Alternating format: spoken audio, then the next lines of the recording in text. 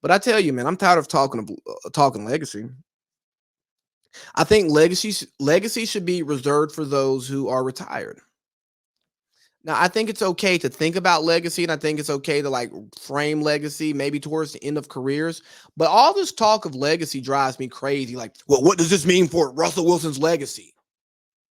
What does this mean for Aaron Rodgers' legacy? Well, they're still active players, which means they're still building their legacy. So I don't know, because you can't properly discuss a legacy until the career is over.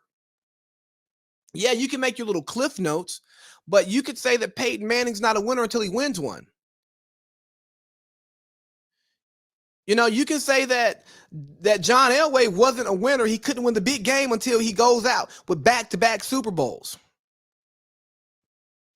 You can start the career and say Aaron Rodgers or Patrick Mahomes is going to have the best quarterback career we've ever seen. And then somehow that guy who started before both of them and was winning before both of them took a little bit of time off, and then he's winning after them. Yeah, Tom freaking Brady. Yeah. So maybe the media, we should stop discussing legacy, because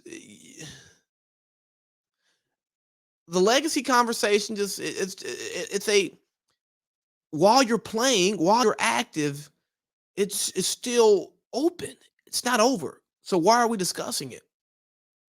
And for the players who are making these legacy moves, maybe you should just play the game and win the games and put up the stats so that your legacy is what it needs to be.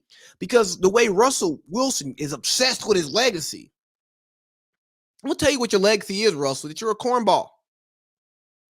That you are the epitome of a lion in sheep's clothing.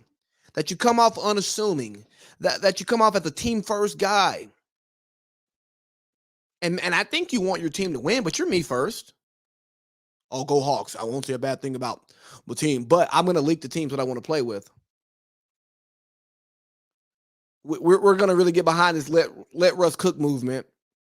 We're going to apply pressure to Pete Carroll, John Schneider in the front office.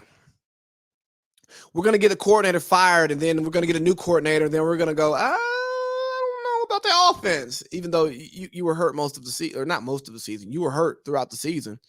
Okay.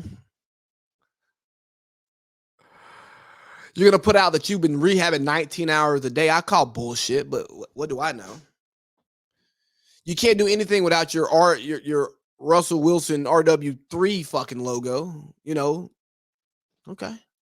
I'm not mad at you for selling yourself, but here's what I want you to do. I want you to own that you're going to sell yourself, and sell yourself as a me guy and not a team guy. We talk about Aaron Rodgers being a diva, but my God, if Aaron Rodgers is a diva, what the hell is Russell Wilson? If Russell Wilson demands a trade, here's the teams that he wants to go to, but he hasn't demanded a trade yet. Okay, you're not demanding a trade, but you're damn sure saying you want to leave.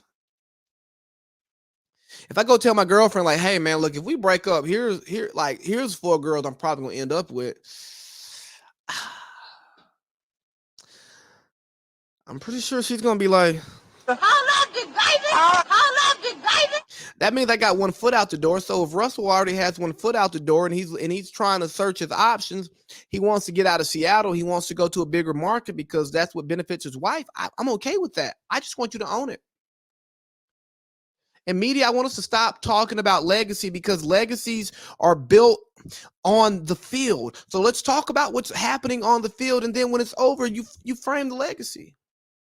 Like, why are we talking like Tom Brady? Now's the time for Tom Brady to think about his legacy. Now's the time for us to really talk about Tom Brady's legacy, because he's 44 years old, going on 45, and he may be retiring.